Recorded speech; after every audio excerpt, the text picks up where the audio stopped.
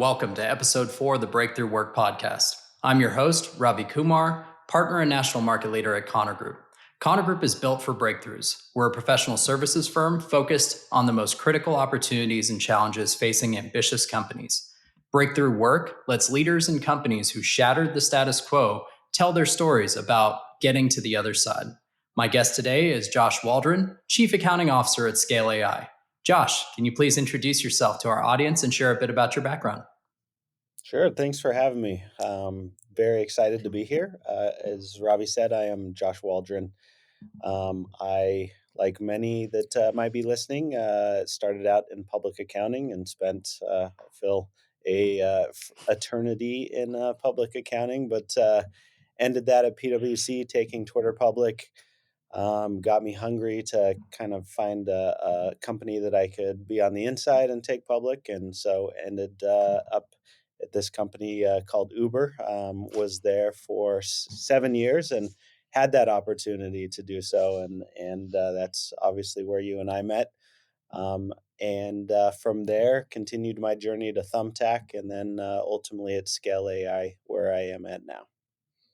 And do you want to talk a little bit about Scale AI? I mean, you worked for a small company known as Uber, which I think a lot of people recognize, and Thumbtack, which I actually just used last week to repair my garage door. But tell us a little bit more about Scale AI. Sure. Like many AI companies out there, it is actually focused more on the data and infrastructure and research side of things. And so, what that means is we are essentially building the brains behind the models that people use. And so, somehow, the model needs to get smarter and smarter and learn and grow, just like a normal human being. And our company is what is doing that in many instances. So, we're providing a lot of the data, and continuing to fine tune the various models that are out there to help make them continue to advance and become smarter. Love it. That's a great description, Josh. You started off talking about your career foundation. We share that mutual start of starting at the Big Four and starting in the audit practice. I spent 11 years at a combination of KPMG and Ernst and Young. You spent your time at PwC. You attribute much of your success in the tech world thus far on the skills that you developed from your time in the audit practice at PwC, working with tech companies, taking Twitter public. We both think very fondly of our time at the Big Four and the skills that we've learned. So I'm starting with a little bit of a provocative question to kick us off. Does the experience, the enriching experience that you and I received at the Big Four, does that exist today? And is that training ground still available? That is a great and very provocative question for sure. Um, I honestly think in part, as we hire people, you kind of get a glimpse of that because you're going through and trying to understand and gain insights into what they've learned. I would say a lot of them have not learned a lot of, I would say, the core things that we learned. An example recently, we're interviewing and trying to find people that could book a journal entry for an accrual, and found that in most instances they were not able to, and that is something that I guarantee you and I learned how to do and were taught as we went through the ranks and in public accounting. And that's just an experience. I've talked to several other partners at firms since I interact with a lot of them, and most of them said a lot of the focus has turned to kind of call it SOX or controls and controls reliance and training on leveraging controls to bring down your sample sizes, et cetera, versus on the transaction work that you and I did. And a lot of that's because most of the transaction work is now just outsourced by the big four firms into shared service centers that they have or to their India entity or whatnot, which makes sense. But at the same time, it does result in the lack of training for some of the individuals that go through the ranks now. Yeah, no, I agree. I mean, I remember the days of new accounting standards coming out and sitting reading the standards with our clients, scratching our heads on building models to make sure that we're accounting for things properly. And yeah, sadly, I don't know if that that experience still exists today. But given we had the enriching experience that we did, and at Connor Group we hire not only top performers from the Big Four, but also folks that have spent time in industry as corporate controllers, directors of accounting, SEC reporting, folks that have sat in your shoes and can have that credibility. I mean, looking back from your time at the Big Four, what defining lessons do you take from that experience that you still apply today in a high growth tech environment? Yeah, that's a great question. Uh, I would say 3 things come to mind. 1, grit; 2, ownership; and 3, kind of adaptability, but also from adaptability being like a utility player per se, or being able to kind of be a jack of all trades and jump in and do different things. From a grit perspective, I got my training there at Twitter. We did 5 years of audits through the S1 process. I still remember basically there was one instance when it was like 2 in the morning, leaving the office, and we get downstairs and the parking garage is closed and my car's locked in. And I'm like, oh man, what am I going to do now? So I caught an Uber home. It was instances like that that taught me to, as I worked through the 5 years of audits, I was working till 2 o'clock in the morning, 4 o'clock sometimes, just trying to get ready for that IPO and support Twitter in their journey. And that continued as I went to Uber. Uh, we had 54 entities. We were manually consolidating everything in Excel because we had QuickBooks, and we weren't even able to. QuickBooks can't handle consolidations like that of 30 currencies, 54 entities, and so we were moving over to Oracle because we needed something that could as we continued to grow. And we got some advisors and said, okay, like, what would you recommend the path to do this? And they're like, oh, you need 18 months. And we said, okay, we'll do it in 6. And so that was the mantra. And to me, that is the grit that you need. It's like, okay, 6, we could do this. We'll get it done. I slept on a sofa a few nights, bean bags other nights, but I did what it could. And I would say a lot of that started in public accounting and has carried forward and having, I think that's an example of ownership, but also of grit. And it's kind of that mentality of, I'm just going to do whatever it takes in order to get it done.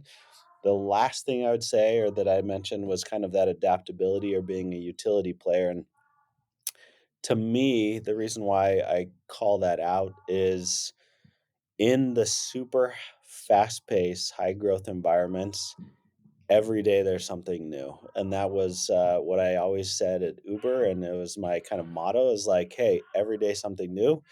And you just have to kind of roll with the punches. You're going to have a new fire that comes up every single day, and you're just going to be jumping in and fighting those fires because you know that you have that end goal in sight, and you're like, all right, throw it at me and let's do whatever it takes to get this done. And so that to me is something that we actually look and test for even at scale now. In our interview process, a lot of times we're asking like, what's the greatest thing that you've accomplished? And then we'll dig in and ask, okay, tell me why it's that great, and why you're so proud of that, and then continue to dig and understand exactly how they have the grit and that mentality of true ownership and adaptability that's going to be successful in a company that's just exploding and growing so quickly. Yeah, no, absolutely. I mean, I think the line from Mike Tyson that everyone's got a plan until they get punched in the face. I feel like some weeks I get punched in the face repeatedly, including this morning when I woke up and I said, "Okay, here's my calendar of meetings," and then I got punched in the face and realized, "Okay, these are the most important things that I need to adapt to and knock out today." So, yeah, I definitely can empathize with operating in a fast-paced, adaptable tech environment. So That's awesome. Yeah. You touched on a few of the challenges that you face, both at Uber, at Thumbtack. I mean, when you started at Uber, you mentioned you were on QuickBooks. You were doing manual reconciliations. You were doing, you weren't public company ready. You had a similar experience at Thumbtack, and at Scale AI, you faced entirely different challenges: cash basis accounting, almost 2 years of historical financial statement cleanup. The world sees these unicorns, these decacorns, as these well-oiled machines, yet you working on the inside in the accounting and finance world, and us as advisors to the accounting and finance worlds of these high-paced high growth tech companies. How far or how different is perception from reality, and what are the gaps that exist in accounting and finance of some of these well-known names? No gaps at all. Everything works so perfectly. I don't even know what I do here most of the time because it's so, working so well. No, definitely a big facade.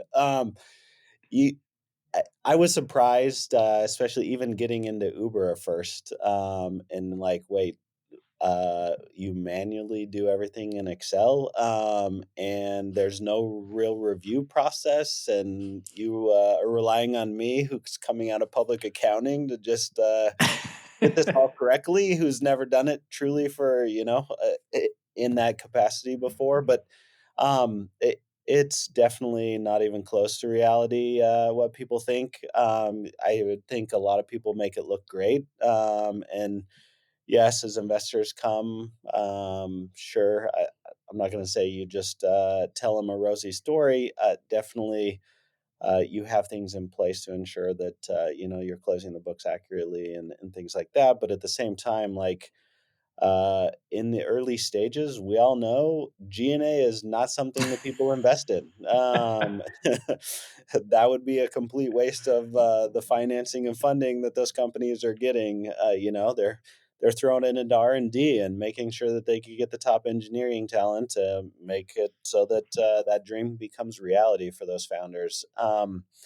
And so, yeah, you step in day one, and there's already a ton of debt that's built up.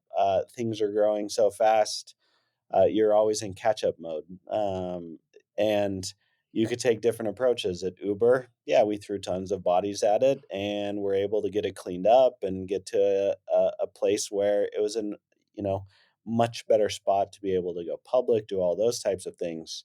But that's extremely expensive. You're just throwing tons of money at it. I would say at scale, we've taken a different approach where we're not necessarily throwing tons of bodies at it, but we are pacing ourselves and making sure that, and it took us a couple years to get to where we were in a cash base, and we moved to more of that accrual based gap accounting.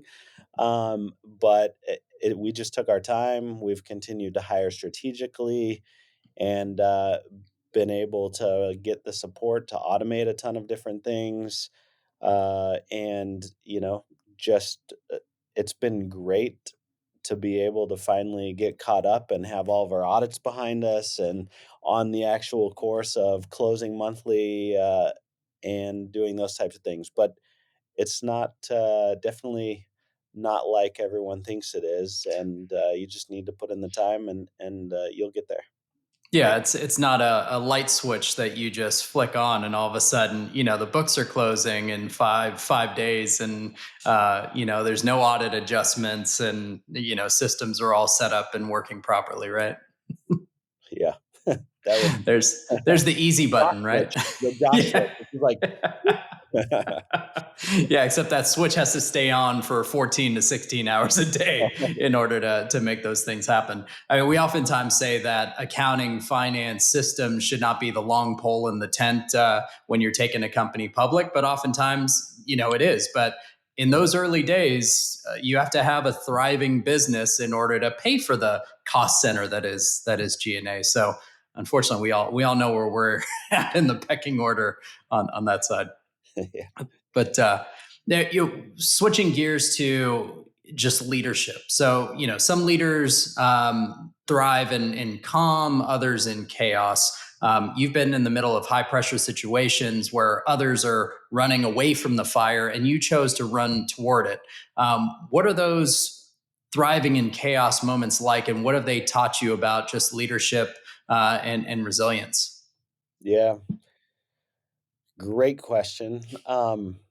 I try to always tell my team, and one thing that I've learned from being in the chaos so often is first and foremost, it's just about staying calm. Like a lot of people get super anxious when they're faced with the storm per se that's constantly going on within companies like this.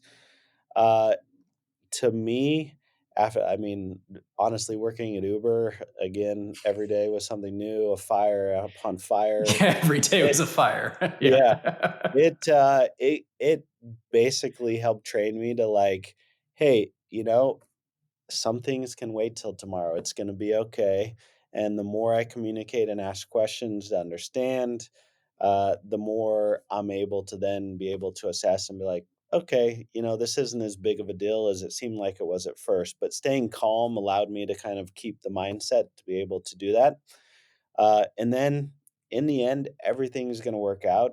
It doesn't always work out the way you planned it, which is just fine. But through all the different experiences that I've had, it's just allowed me to continue to grow and gain the insights of how to work through that chaos. I still remember to this day being at Uber.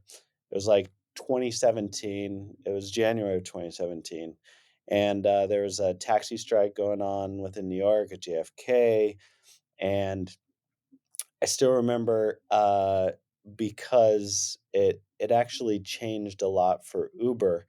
Um, People couldn't get taxis, so they're trying to catch Ubers or Lyfts, and as a result, well, we have an algorithm that says, "Hey, when you have a ton of demand, then you should surge your pricing to mitigate the demand." Well, in this instance, that wasn't the right choice. You shouldn't be increasing your pricing when people are trying to get out of JFK. And then on top of that, Susan Fowler's story came out, and then add to that Travis being ousted by the board.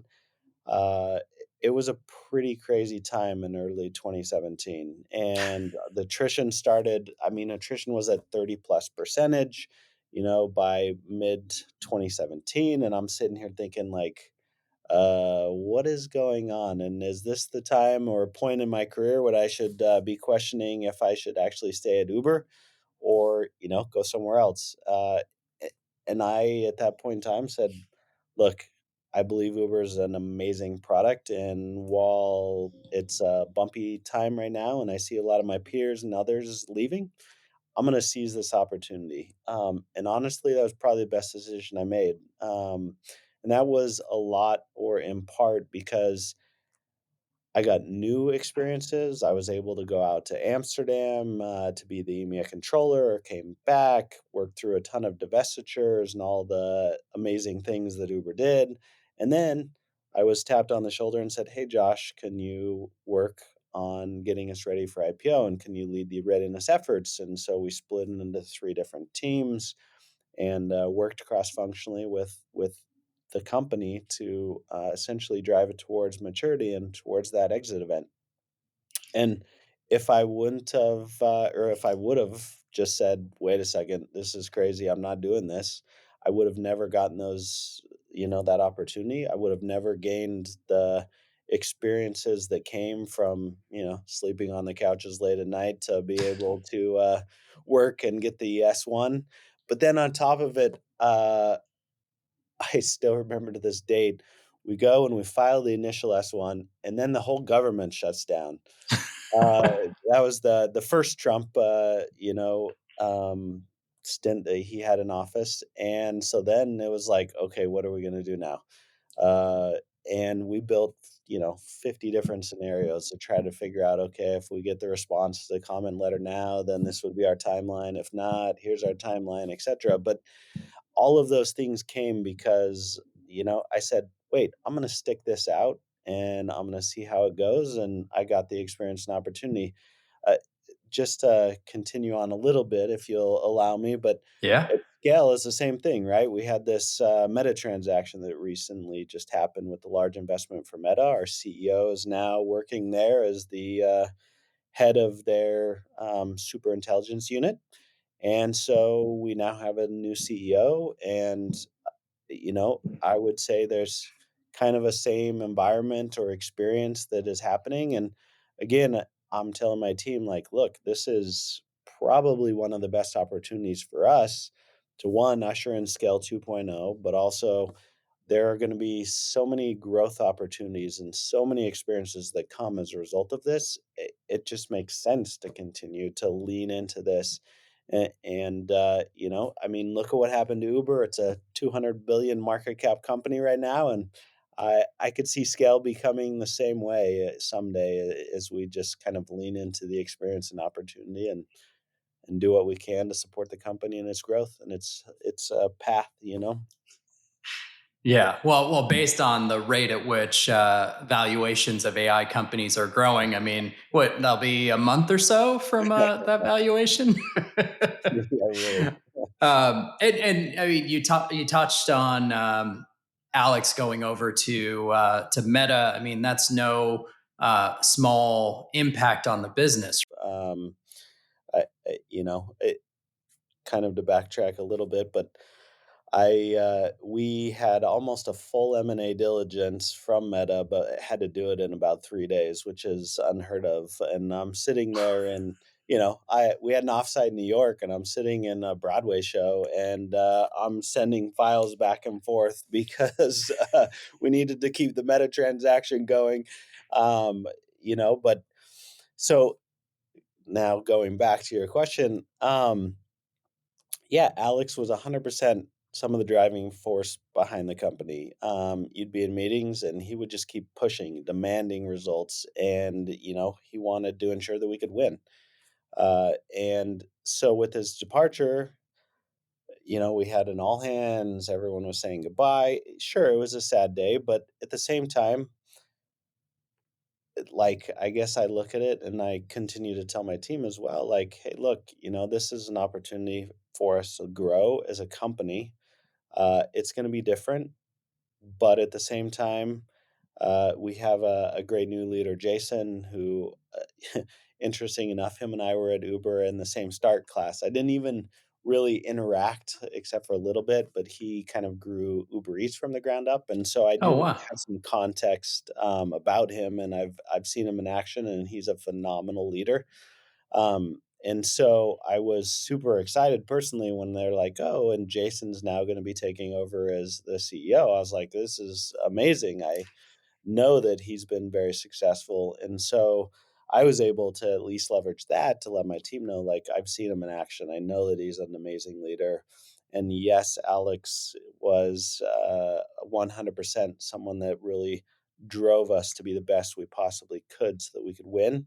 And I see Jason, kind of picking up from that, a different approach, but at the same time, he's going to bring different experiences, point of view that we can ultimately learn from and gain experiences. While it's different, it's a great change, and I'm super excited. And that's kind of how I've approached it, or how I always approach it, is thinking through, okay, like, what can I learn or gain from this experience versus, oh, poor me, Alex is gone, and the world's crumbling around me. No, it's, what can I do to continue to move along in that journey and gain experiences from it? So, Yeah, it's like being a parent, right? You've got to remain calm and be the voice of reason during periods of chaos. I keep telling myself that on the home front, but no, it's easier said than done, I'm sure.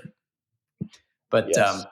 yeah, I mean, it's not better or worse. It's different. I give a lot of career advice to folks where they're like, well, should I take this role or should I take this role? And, in some cases, there's a clear right answer. In other cases, there are two very successful outcomes. The experience is just different. So, no, I'm sure, Jason will be a great leader. And I love that you have that shared past at Uber.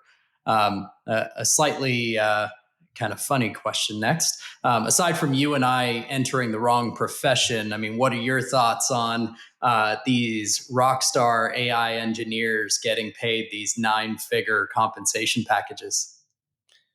Yeah. Well, honestly, it's insane to me. But I guess if you look at it, I don't know, pro athlete, they're making more than pro athletes essentially, right? Which Yeah. is pretty crazy. I mean, in comparison, though, a pro athlete, you're paying to watch that. They're getting paid to not entertain, but in a way, I go and I see the pro athletes and they're entertaining, right? Whereas these AI engineers and researchers that are getting paid, 250 million a year or whatnot, they are the ones that are leading like a complete change in the entire world in a way. Right now, everyone says or equates it to almost the industrial revolution, and that's where they see AI being. And so, to me, hey, someone's changing the world is 250 million to basically change the world as we know it. It's a high price tag for sure, but it doesn't necessarily mean it's not worth it, especially back in the day, I look at Uber and Lyft, and there was a large competition between the two of them, right? And so we were paying, well, not nearly as much as the AI engineers are being paid, but we were paying for top talent because we wanted to win that race. Mhm.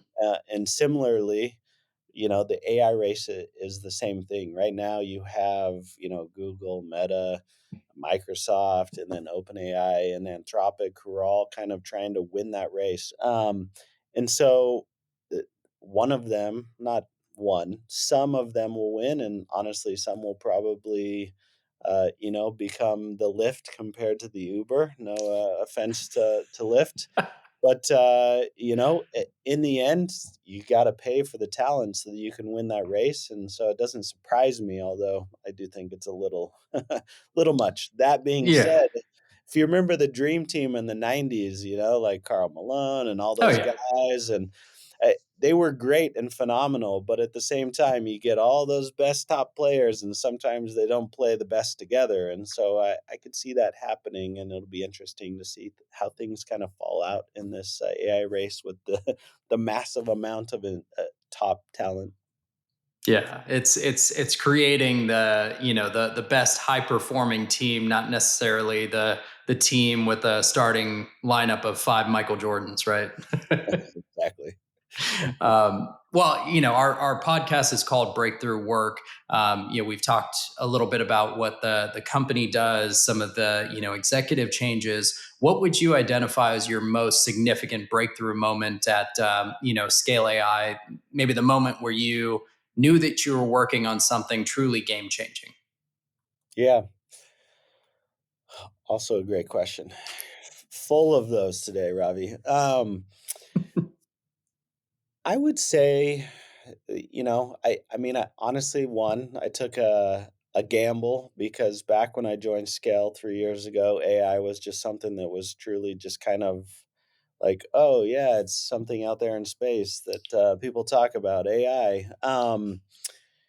But some of the things that they did, and what really kind of changed my mind is like, wow, this is really going to be a game changer and is something that's going to be able to really drive change in human society as we know it. So at times, and this is an Alex thing, but it was like, hey, look, we have so much work. We need to sprint and get things out to our customers. And he wanted us to understand the whole process. And so he would have us go in and we would help. We would take a prompt, which is essentially call it your question or whatnot that you're trying to get a response to, and then we would use our own internal platform. We would take the prompt, we would throw it in there, it would give us three responses, and then we would work through this process of actually trying to enhance those responses to make it so that it again becomes smarter, which is essentially what Scale does, right? And so as I worked through this process, it was crazy. I mean, some of them, it was like, "Oh, what are the different eras of history?" And I'm like, "I have no idea, how am I supposed to make this smarter?" This is already smarter than me, but, as you work through those things, you're like, "This is super interesting," but also, to me, it's game changing, like, as we can continue to train, get them to do things. Like right now, we're doing a lot in the robotics field where thinking about, if uh, Elon Musk wants his robots to do certain things. Well, they actually have to be trained to do those things. And so as I sat here and was working through the prompts and the responses, it was kind of that aha moment where I'm like, oh my goodness, like this is literally something that is going to be changing the world as we know it because we are helping to really develop the brains or the information behind all of these kind of models or things that are going to be occurring, whether it be within a robot that's making these Mhm. decisions and doing things, or just overall, in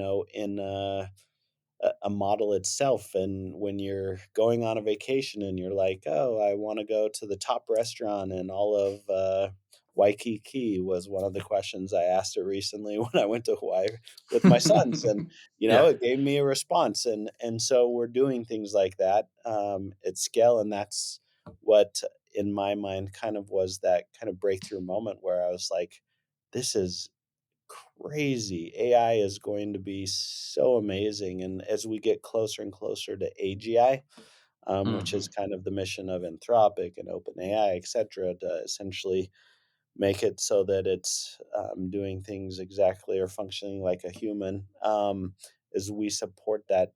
uh, It's just going to be crazy to see the really cool things that happen as we continue to evolve and get closer and closer to AGI. So Oh yeah, totally. No, I'm a hero on family trips now because of planning out the itineraries and leveraging AI on hotel recommendations, restaurants, activities, everything. And of course, I take full credit for it with my family. So yeah. exactly. From your seat as the CEO, we have a lot of finance executives that listen to our podcast. What is the most challenging part of scaling a finance function at a company like Scale AI in one of the most rapidly evolving spaces that exists today? Yeah. So right day one when I got into Scale, it was like, okay, Josh, you're at an AI company. What AI are you going to implement? Right? You can't Yeah. be at an AI company and not be using AI in your accounting and finance activities. Like, how embarrassing would that be if you're talking with all your buddies and they're like, "Oh yeah, we implemented this and we did this," and then you're like, "Oh, we do a manual bank reconciliation. It's great." um, Yeah. but, no, I mean, it is difficult because, you're expected to be using AI, and we have actually, rather than continue to scale out the G&A function, we've been focusing a lot on AI and how can we use automation and AI within our processes, and so, um, we kind of we look to hire people that are also kind of forward thinking and want to kind of leverage and use that and think through, okay, here's a process, how can I actually automate, or what can I do within an AI realm to be able to make it so that it's much more simple. And so we've used it in SQL queries. We've used it in AP auto matching. We've got bots that we've built out that use an LLM that essentially will respond to different questions around policies. Um, and I even a quick story is my boss came in and he's like, "Hey, Josh, what's our policy around IDSW?" And I'm like, "That is a great question. Let me get that for you." I go into ChatGPT. I'm like, "Hey, ChatGPT, give me a policy for IDSW." And then within a minute, it has a policy, and then I go and I like tweak it and I adjust the threshold, and then I'm like, "Hey, boss, here is our policy for IDSW." And nowadays you can then even take and you could record a whole video and around your narrative or like how you do a process, and then you can throw it into ChatGPT and it'll spit out a flowchart for you. It's amazing the things that can be done. And to me, I would encourage any CFO, CAO, anyone to just like start with those simple steps of like, hey, if you're not familiar with something, just go in and use Claude or use Grok or Hmm. whatever, ChatGPT you want.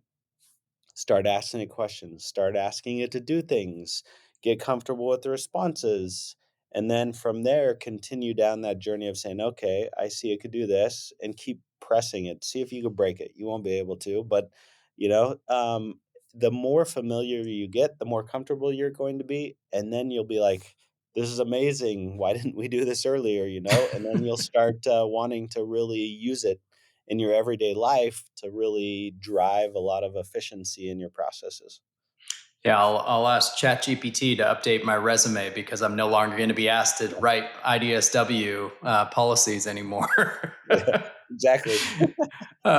So Josh, I mean, we talked a little bit about, you took Uber public. You and I met about 10 years ago at a Warriors game, and you had this little project that you thought, hey, it might be a good fit for, Connor Group. Can you create a window into that experience of our work together for our audience, as well as just what it was like to take Uber public?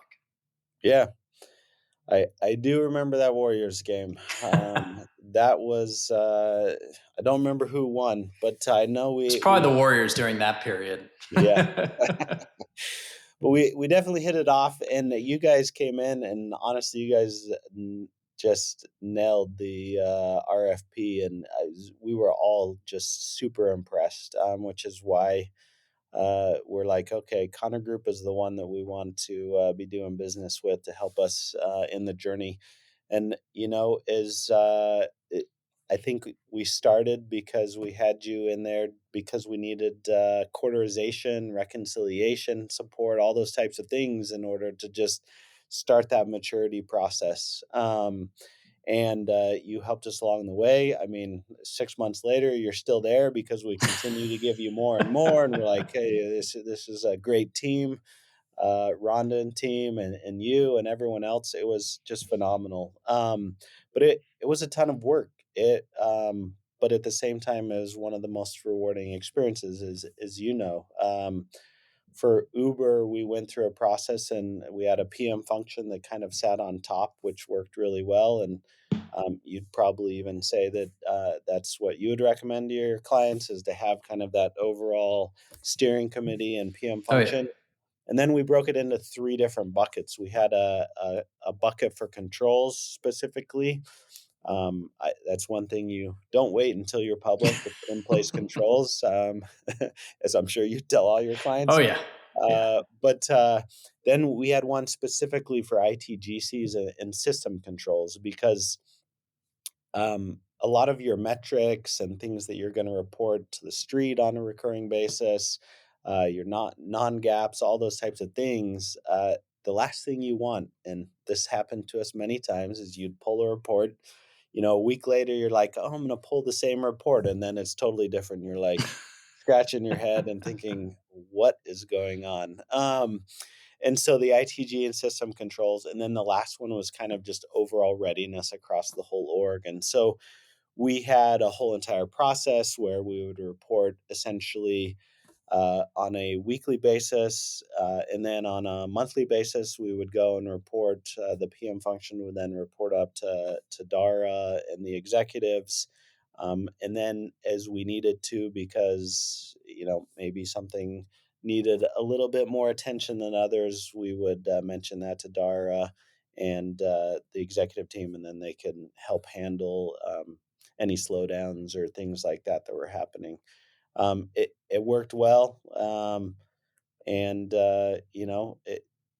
it was quite the experience, though. Something I'll never forget was even drafting. I think Lyft and Uber were at the R.R. Donnelley, the printer, at the same time, Yeah. but they couldn't tell us we were both there, and so they put us in La Meridian there in San Francisco, and then Lyft was at, Donnelley itself, and, both filing S-1s confidentially, and I mentioned the government shutdown, and it was pretty crazy, but so worth it. And I would tell everyone, as you're working through that IPO process, Connor Group really helped tremendously. But it's kind of breaking down your long poles and then assigning people to it and making sure that you're really addressing all those things. And now is a good time to start. Don't wait until you're ready to go public, but it's kind of a journey and a process. And the earlier you can get in front of it, the better. Yeah, I think you summed it up really well early on some of your lessons, kind of coming back full circle to your lessons learned in public accounting, why we got along so well and why, our relationship is what it is today is because of those three qualities. It was grit, ownership, and adaptability. I mean, if any of those individual pieces was missing, I think it could have been problematic. But just being aligned, being in the trenches together, I mean, it really tightens those bonds. So if and when Scale AI heads down that path, what would you do differently this time around? Ooh, um, it's a great question. I I would say I've already started. Not that we're going public. We're not announcing that or anything right now. But we've already started, right? So, one, it was, we've already got to where we're preparing GAAP financials, we're closing the books monthly, we're closing timely. I think at Uber, we started 23-day close cycles. Sometimes, we'd be closing the books and starting the close for the next month, and I'm thinking, "Man, always be closing." That's our motto here. Um, so you start now, and we've already started at scale, and it's that maturity journey of like, okay, I've already done a controls assessment, and just to make sure that I can get the necessary controls in place, and start operating those effectively. But your auditors and advisors and Ravi and his team, they know what they're talking about. When you hear them talking about, oh, segment accounting and segments, like, yes, the SEC does care quite a bit about that, and that was something we actually went back and forth quite a bit, and even had a few calls at Uber with the SEC on segments. And so as I think about scale, I'm like, okay, well, we do operate in different BUs or business units, and trying to think through what do those segments look like. And so I'm trying to get ahead of that to ensure that, when we do go public, we are presenting or reporting at the level that we want to be, versus showing them every single piece of the entire business, etc. And the same goes with even the non-GAAP metrics or things like that. Like, you want to ensure that you're thinking through those, because I still remember a- another example. I've got, I guess, plenty of those, but sitting at Twitter, we're in the drafting session, and it literally probably took, and maybe I shouldn't say this, but I will, probably a month to get through like the first 2 pages, because we were talking about the metric, and it hadn't been fully defined. And so it was a bunch of bankers and a bunch of other people that are going back and forth arguing how to define a metric. And it's like, okay, this is something that can be avoided, by taking all of that early and actually getting ahead, working with investors and things like that to align, so that way when it's like, okay, it's time to draft dress one, like, it's just boom, boom, boom, and you're able to get everything out there on paper, and move forward, versus you know getting stuck in a drafting session, and that one costs probably quite a bit, I'm sure.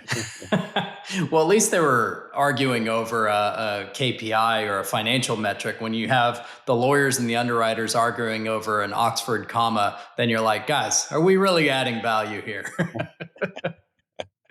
Um, Josh, how do you manage the pressure of being in a high growth, high stakes role? And have you ever had those moments where you're like, oh man, I am not qualified for this, or I'm just in over my head? I would say that happens probably often. But I don't know. I guess I look at it as like I'm going to be bored if I do the same thing and I know how to do everything, right? Amen. And I mean, honestly, that's why I've moved from some of the companies that I have, because I sat there and I was like, I am not learning a thing, and this is essentially doing the same thing that I've been doing over and over and over. That's not what any of us want, right? All of us want to be able to feel like we have that opportunity to learn and grow. And I personally have found that in fast paced, high growth companies. I love when I walk in and it's like, where's your cash reconciliation? What's that? We don't reconcile cash right now, you know? And it's like, oh, okay. This is great. This is going to be a lot of fun. Let's figure out and put together a plan and figure out how we can start, chipping away those things. And I, that's where I thrive and really enjoy the growth that comes from it, is because, every day it's very different and you're just faced with different challenges. And that's how I've found I learn best, is by just being thrown into the different fires where there's a lack of structure, and being able to kind of say, okay, let's figure out this, and figure out a solution for this, and then put it in place and keep moving forward. It's a lot of fun. Yeah, yeah. I take the same pride in just having a constantly evolving, changing role and landscape where no day is like any other. So, you and I are cut from the same cloth on in that regard. I view pressure as a privilege, and being at such a prominent, high profile company, getting the investment from Meta, it also puts a target on your back. What are some of the opportunities and risks that come with being part of one of the hottest companies in the AI revolution? Yeah, honestly, it's not taking it for granted. Like, I don't know. Sometimes you just get into, you're like, okay, great, I work at this company, but in a way, you forget to appreciate it. Like, you forget that you're working at, one of the hottest AI startups, and because you just get so bogged down in everything that's going on. Um, so don't take it for granted, and make sure that you enjoy all the learning, and that you, because some days you're just like, what the heck am I doing here?